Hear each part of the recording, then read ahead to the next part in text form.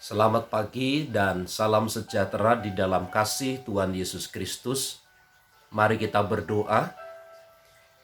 Bapa, kami bersyukur untuk pagi hari ini, buat kasih setiamu, buat pertolonganmu, buat anugerah yang tersedia bagi kami, sehingga kami dapat kembali menikmati hari yang baru, semua karena perbuatan dan kasih Tuhan.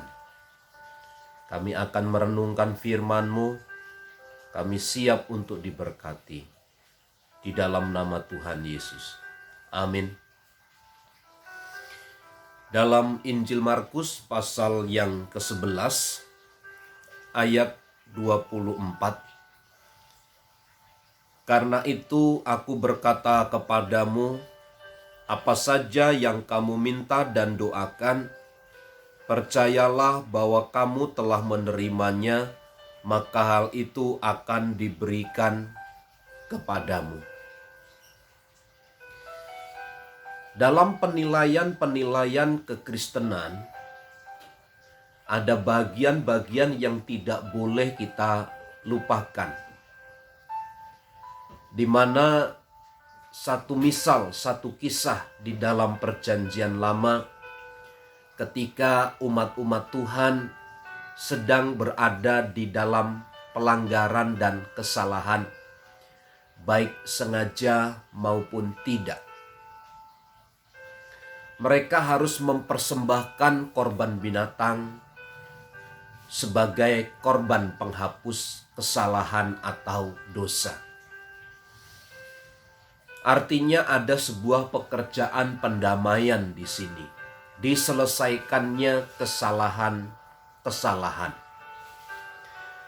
Nah, di dalam ayat-ayat yang kita baca tadi, bagaimana Tuhan Yesus berkata, apa saja yang kamu minta dan doakan, percayalah bahwa kamu telah menerimanya, maka hal itu akan diberikan kepadamu.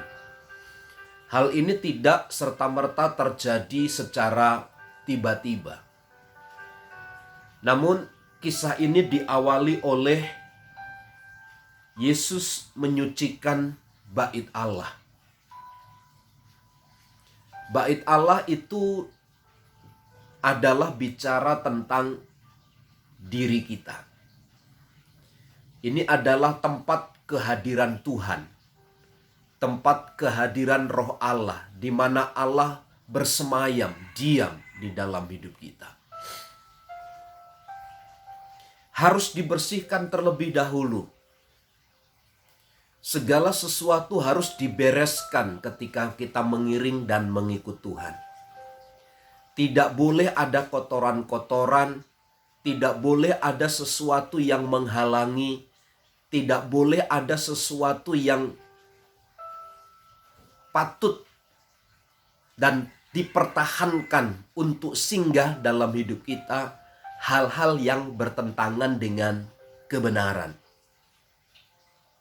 Maka saya mempercayai kalau bait Allah itu telah kudus, bait Allah itu telah diperdamaikan, bait Allah itu telah dibersihkan oleh kuasa darah Kristus, maka yang terjadi betul apa yang kita didoakan, percayalah kamu akan menerima, maka hal itu akan diberikan kepada kita.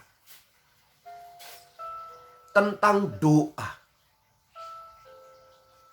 Doa adalah sesuatu yang memang tidak sekedar kata-kata yang terucap, tetapi harus dibarengi dengan kehidupan yang bersih di dalam Tuhan.